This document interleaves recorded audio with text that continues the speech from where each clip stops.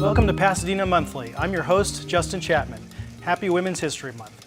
After taking a look at what's been going on in Pasadena this past month, we'll speak with our guest, Jens Weiden, CEO and General Manager of the Rose Bowl.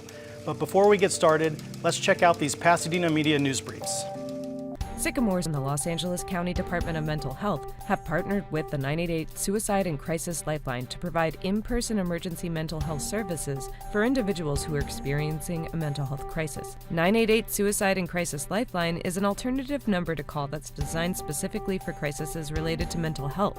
Callers will connect with a trained counselor who is well equipped to de-escalate and stabilize the situation, which can avoid unnecessary involvement with law enforcement and/or hospitalization when possible. Help is available 24/7 over the phone, allowing callers to speak with trained counselors who will assess the situation.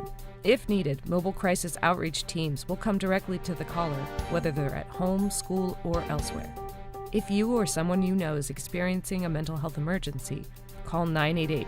Help is just 3 numbers away.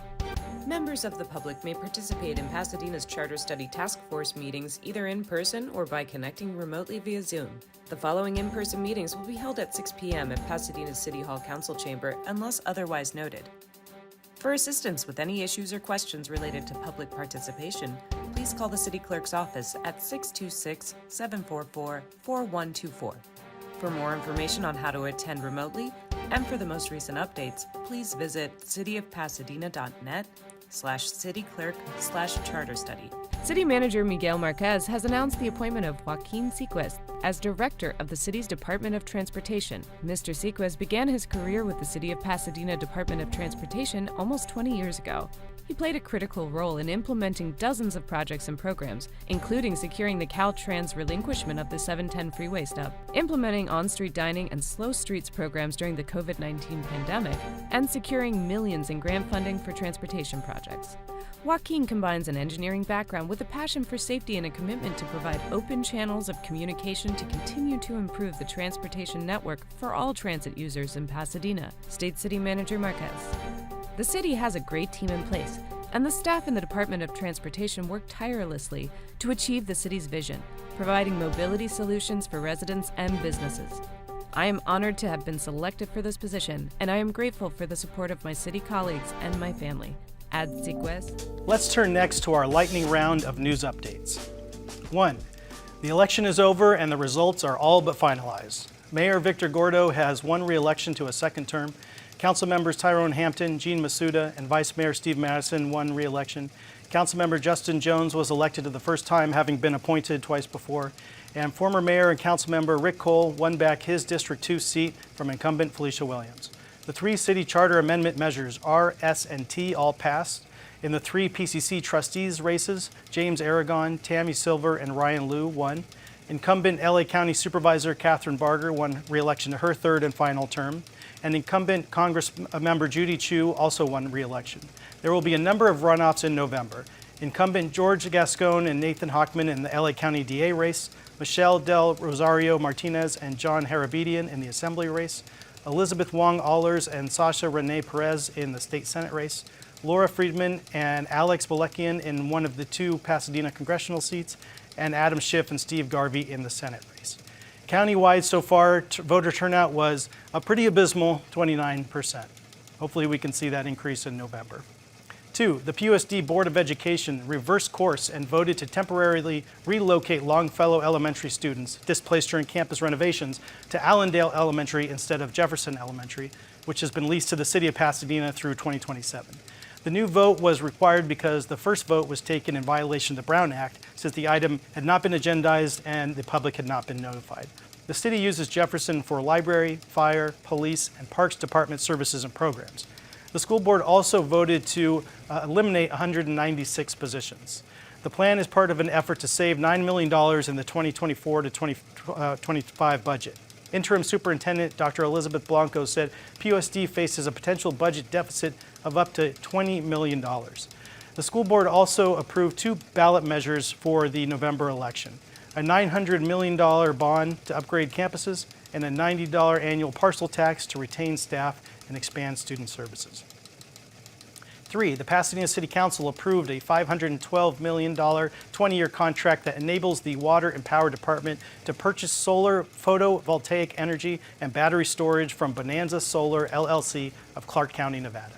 The contract will start December 31st, 2027, and is forecast to achieve 94% carbon-free energy supply.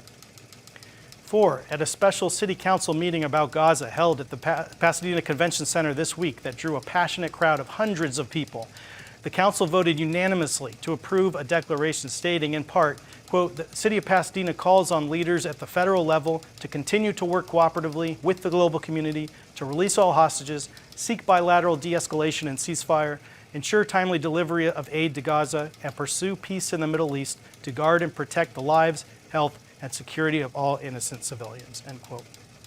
5, the Charter Study Task Force provided an update to the Council about its deliberations on potential charter amendments. Chair Ken Chalkin said the most vexing issue is the timing of the mayoral election. Currently, incumbent council members from Districts 1, 2, 4, and 6 have to give up their seats in order to run for mayor, while council members from Districts 3, 5, and 7 do not. The task force has looked at a couple of alternatives, such as a 6-year mayoral term instead of 4, or a special mayoral election on its own cycle, which would cost at least $5 million. The task force will also study council member compensation and campaign finance contribution limits at upcoming meetings, and has also looked at council member term limits and the vacant mayoral appointment process.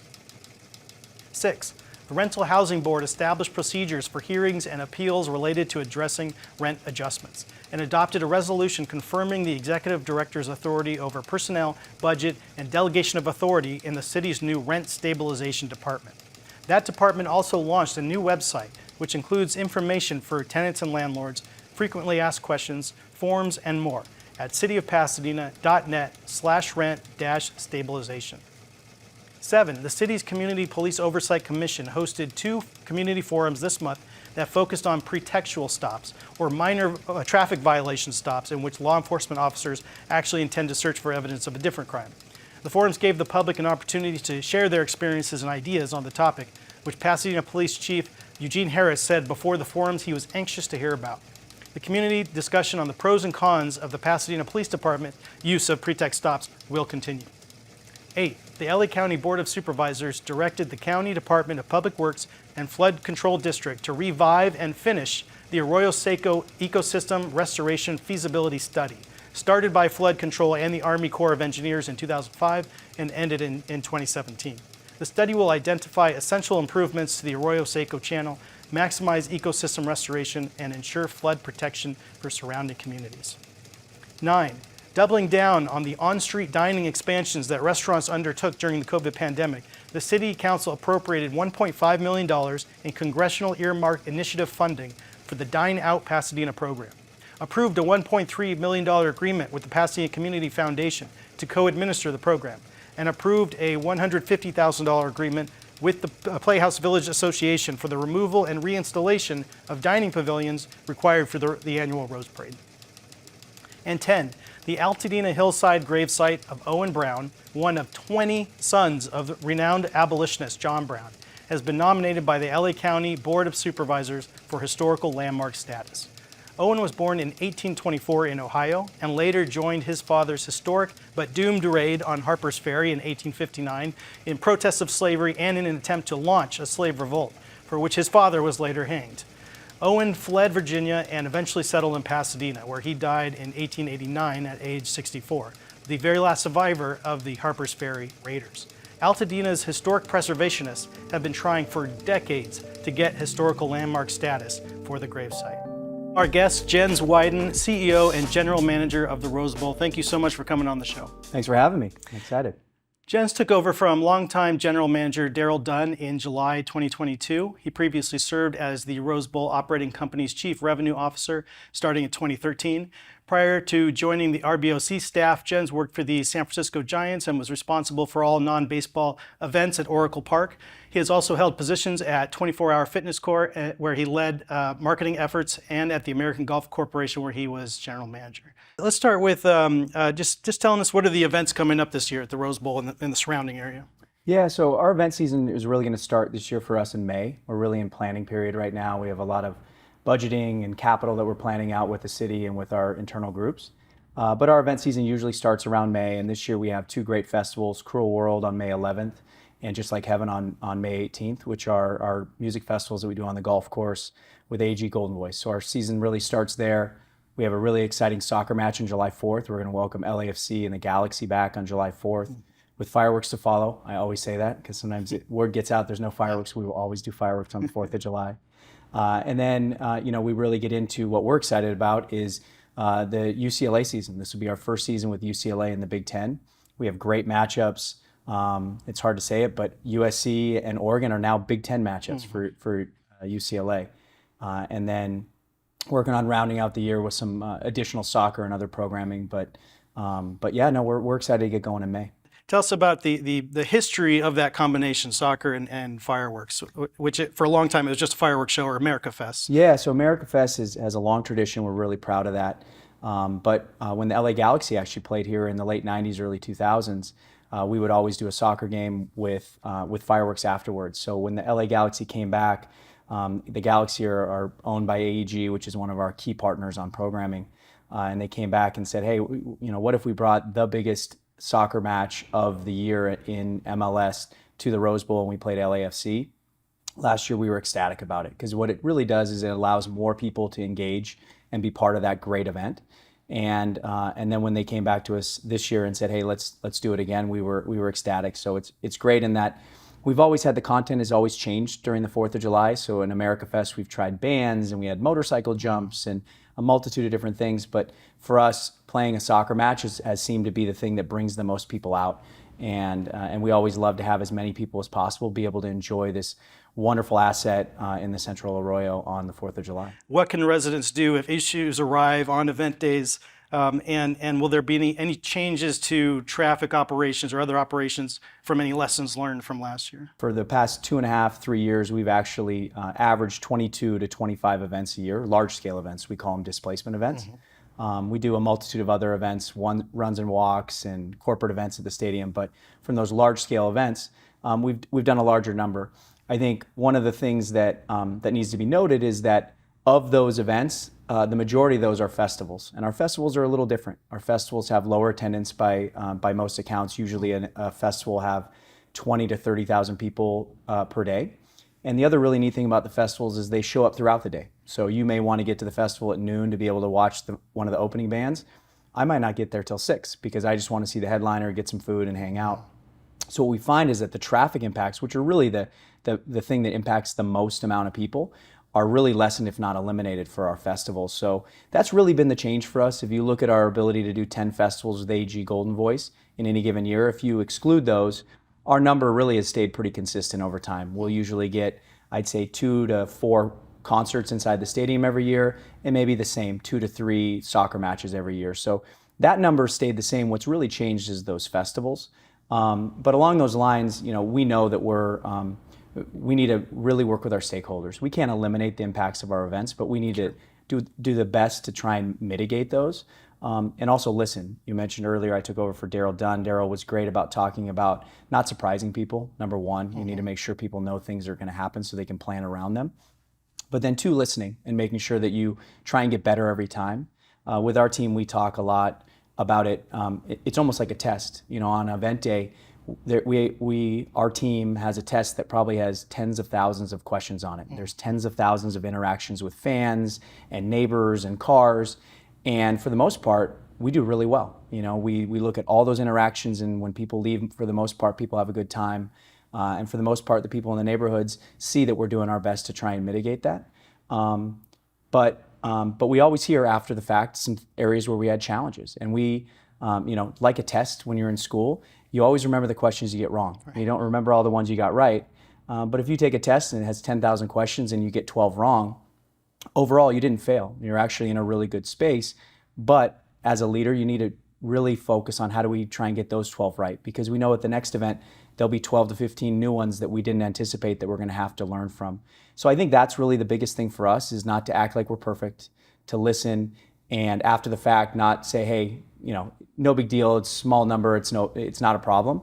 You need to take each one seriously. These are people that live there, have to deal with this pretty consistently, so you want to try and get better. But also understanding that when it comes to events, you have so many pieces that are moving. At a point, you have to focus on what's going to execute the event, what's going to keep people safe, and make sure that you can repeat that. The 25 events, which is a separate piece from the operating agreement. If you look at getting through a terrorist attack, a pandemic, your main tenant changing conferences, flexibility within reason to be able to do what's right for the organization has proven to be what's made the RBOC successful. And so I think what you'll see when we go to EdTech and Council, and we've already been to the RBOC, is that the changes are relatively minor. There are a lot of cleanup, a lot of words that say the RBOC will do this, and now the word says the RBOC has done this and will continue to. And so some cleanup. There are some things in there that we did want to call out with regard to insurance and talking about a little bit about how we operate. One that's really interesting to me, I think, is potentially giving the RBOC the ability to help the city outside of the Arroyo. A good example is last night. City Council had a meeting at the convention center, and they moved it there because they had a larger attendance. We were their first call. They borrowed magnetometers from us. We helped staff the security for that. That should be how it works. We should be a group that helps the city. We're very lucky to have the Rose Bowl in town, and the knowledge set and all the great partners that we use on major events, and we should be able to use those around town. Another example could be Eden Canyon Golf Course. Eden Canyon Golf Course is managed by the county. A few years ago, the county talked about giving it back to the city of Pasadena. At the time, I think they were talking about changing it into a park and changing the use, which likely wasn't that encouraging to the golfers or the neighbors, new use and not making it a golf course. But in theory, in time, if that came up again, could the RBOC and our partners on the golf course at Brookside step in and help the city manage that property, knowing that we run probably one of, if not the most successful municipal golf courses in the country. So I think on the operating agreement side, I think it's really encouraging that there's minor edits and, if anything else, flexibility, building in more flexibility to be able to help the city not just manage that asset as a management company, because that's what we are. We don't own it. The people of Pasadena own it. The mayor does a great job of talking about how the mayor, the vice mayor, and council are owners' reps. They represent the people. And we're a management company that's hired by the city to manage that for them. So I think it's really encouraging that the changes are relatively minor. Mm-hmm. On the event count, we talked a little bit about it in the last question. For us, we are really excited that we've been able to turn things around. Coming out of the pandemic, our future was relatively bleak. Mm-hmm. Financially, we went to City Council about 2 years ago in June and showed them a chart that showed the next 5 years. And the RBOC losing $5 to $6 million a year, and then the chart ended. It's pretty scary stuff. Right. If I'm in council, I say, where's the rest of the chart? Show me where it gets better. And so we really focused hard on trying to change that narrative.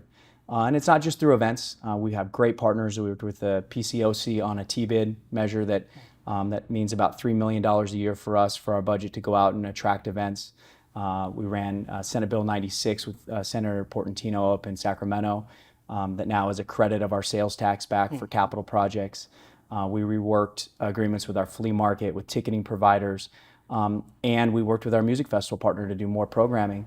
And what that's done is, and we're going to show tonight at EdTech and at Council and subsequent meetings, is we've been able to flip our 5-year pro forma by close to $28 million. We were hoping to break even within the next 2 to 3 years. There's a path for us to have a break-even budget this year, with us covering 100% of our bond debt, not just this year, but in perpetuity. And what that does for us is it gives us a balanced budget, which is important. Mm-hmm. But what it really does is it enables us to focus on the capital needs of the stadium. We have a wonderful foundation called Legacy that has raised tens of millions of dollars for a publicly owned building. These are private individuals that go out and ask their friends, donate themselves, help us make connections to fundraise for capital projects. And what a balanced budget has done for us is it's enabled Legacy to go out and say, hey, the budget's balanced. Operations-wise, they got it covered. Your money's not going to cover a salary. It's not going to cover the operations of the building. Your money's going to go towards capital projects in a 100-year-old municipally owned stadium. And what we found is us being able to balance our budget or get to that point where we're close to doing that this year. It's making those conversations for our net promoters much easier. Now it's, okay, so now let's not talk about the operations. Let's talk about capital. What do we need to invest in? Gas and water lines, new seating products, all the things that are going to keep us special and historic and a National Historic Landmark, but also make the fan experience something that people want to come back for time and time again. And so to me, that is one of the best parts about balancing our budget, is really that it enables Legacy to be successful. What is the status of the family mini golf project? Yeah, so family golf for us, our golf courses, as we look at competitive balance, there's a lot of new buildings in town. There's one called SoFi, I don't know if you've heard of it, but it's the newest, biggest in the world. But the list goes on. BMO Stadium, Dodger Stadium, the Coliseum, Dignity Health. And so if you look at this, we're probably in the most competitive market in the world. What we found is that our setting is what sets us apart. That's why we talked about earlier, our music festival programming has taken off for us, because it takes advantage of this beautiful setting at the base of the San Gabriels, and it allows public that maybe don't go to football games or golf to come use one of Pasadena's great city parks. And so we found that site is huge for us. Golf at the same time has taken off. The pandemic was very good for golf. I'm also really proud of our team. We've made some decisions since we've taken over that course on a management agreement to be able to take back some control. We've changed to only foursomes, no fivesomes. We spread out our tee times, so now you can play a round of golf at Brookside in 4.5 hours. The course quality is as good as it's ever been. We have the city championship this weekend, and it is going to be a great showcase for how wonderful that course is. And so for us, what we're trying to do is we're trying to fill the bucket back up. We can't just take advantage of this wonderful surge in golf revenues and that golf is popular again and assume this is going to be the case forever. Right. Studies and the market show us that the future of golf is not just green grass golf, playing 18 holes and going home. It is people on a driving range that maybe want to spend an hour, not 4 hours. It's interactive. Top Golf is taking off, and we are not trying to build a Top Golf facility, but can we add technology to our existing driving range so that people can watch their ball and track it, or play Pebble Beach virtually with their friends in an hour and a half? Another component of that is miniaturized golf. Mini golf of the old was windmills and clown's mouse. That's not what this is. This is probably the fastest growing segment in golf. Tiger Woods has a company called PopStroke, and it's taking over. They're popping up all over the country because it's a way that anyone that lives in Pasadena can come and they can interact with the game. And to go to the point of filling up the bucket, what we really believe is that if we do this, what we're going to do is we're going to expose the game to the next generation of golfers that might want to go out and then maybe play 9 holes and then 18 holes, because that's really our charge, is to not just take advantage of the market now, it's to grow it. And we have done that with the First Tee of Greater Pasadena. We actually founded the First Tee of Pasadena, and it's done an amazing job, not just introducing people to the game, but giving people that couldn't afford to be part of the game the chance to get into it. And it's amazing the transformation you see in them when they become part of that game. And we believe that this is the next step of that. When it comes to next steps, we just brought on a new partner, Troon, who's the biggest golf course management company in the country. They're going to bring in about $4.5 million in capital to be a partner on this project, which we think is really good. Not just a show to the RBOC, but to the city that private industry believes this is the right move as well. And they're going to help us as we do community meetings, and then at some point go back to City Council and talk to them about what the impacts of this could be. Everything from lights to trees to traffic to the economic impact. And so we welcome that. I think this is an asset that's owned by the city of Pasadena, so it needs to be what the city of Pasadena wants. Sure. It was, of course, disappointing that the Rose Bowl wasn't selected as part of the 2026 World Cup. But when will we know if it will potentially play a role in the 2028 Olympics? Right now, we're going to break it on your show. So that we're excited to announce, and it's been out there for a while, in the inner circles of our venues, is that we're going to be the host for the finals and semifinals for both men's and women's soccer for the Olympics, which is great for us. We'll be the second building to host the Olympics 3 times, us in the Coliseum. We actually had Olympic track cycling in the 30s. In the 80s, we were soccer, and now we're going to be soccer again. But the Olympics are a great partner. Nothing against the World Cup. The model just really didn't work for us. The World Cup wanted you to put tens of millions of dollars into your building for very specific capital projects for them that didn't necessarily help our tenants at all, help us operationally, and they kept all revenues. So that model for a municipally owned stadium is very tough. Right. The Olympics are a 180 of that. The Olympics want to invest capital into the Rose Bowl that's going to be generational capital, that's going to have a legacy. They're going to pay to use the building and pay all expenses. And then we're also really excited about what kind of a legacy the Olympics will have. That's one of the really encouraging parts of the Olympics coming to LA, is that without the need to build all the venues that most locales need to build, we really think that the impact even after the games is going to be huge. If you look at the LA 84 Foundation, it's still giving money back today. It helped build the aquatic center down in the Arroyo. So I'm equally excited about the legacy of the games and what it's going to mean for folks for years to come after the Olympics. Talk to us about how the changing college football playoffs format and schedule, how that will impact the Rose Bowl game on January 1st going forward. It's ever changing. So I haven't checked my phone in a couple minutes, so this may be outdated. But the next 2 years, we're going to be a quarterfinal. So January 1st, 2 o'clock kickoff, quarterfinal, part of the new 12-team playoff. After that, and this is really being led by the Tournament of Roses, David Eads and his executive leadership team that are doing a great job of positioning the Rose Bowl and the stadium subsequently up for success. But it's still to be determined. Right now, the CFP is figuring out the format. They're still deciding how many teams are going to be in it. Is it 12? Is it 14? Is it 16? And this is after the 26-27 season, or after the 25-26 season going into 26-27. And it's really still up in the air. What I can tell you is that our prospects are great. If you were there, or even if you watched on TV this past January 1st, it was the place to be, not just in the United States, probably in the world. Our TV rating for that game was higher than the national championship game. The setting is unmatched. When you watch a Rose Bowl, the Goodyear blimp shows the San Gabriels and it shows the sunset, and then it goes down on the gridiron. If you watch it at another venue, it shows the top of the building and then it goes into the gridiron. So our setting is unmatched. And I think that sets up really well long term, because TV, the CFP are going to have a really big stake in deciding where the games are played, when they're played. And the fact that the Rose Bowl game is can't miss programming for people around the globe to tune in to see that sunset. If you live in the Midwest, probably throw your remote control of the TV because it's -10 and here we're in shorts and t-shirts. But that was the point of the game in the parade, I think, originally, it was a little bit of a flex to try and get your friends to either move here or show them that you made the right decision moving here for the winter. Well, Jens, thank you so much for taking the time. I know you're juggling a lot of events and projects, so really appreciate you coming on the show and talking to us about your work. Appreciate it. Thank you. Before we go, here is This Month in Pasadena History.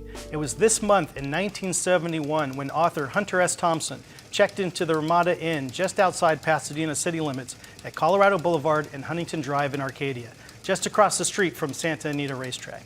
There, he typed up his notes from his recent trip to Las Vegas for what would become his cult classic, Fear and Loathing in Las Vegas, a savage journey to the heart of the American dream, a book that launched a whole new style of journalism, gonzo.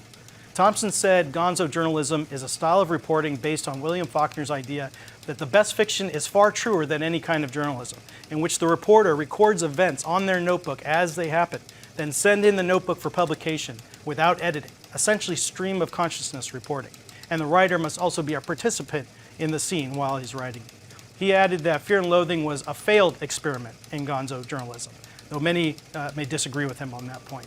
The Ramada Inn, where he stayed, is now the Le Meridian Pasadena Arcadia Hotel. Thank you all so much for joining me for this episode of Pasadena Monthly. Tune in every fourth Friday of the month at 5 p.m. Learn more at pasadenamedia.org and justindouglaschapman.com. Drop me a line at jchapman@cityofpasadena.net. We'll see you next time.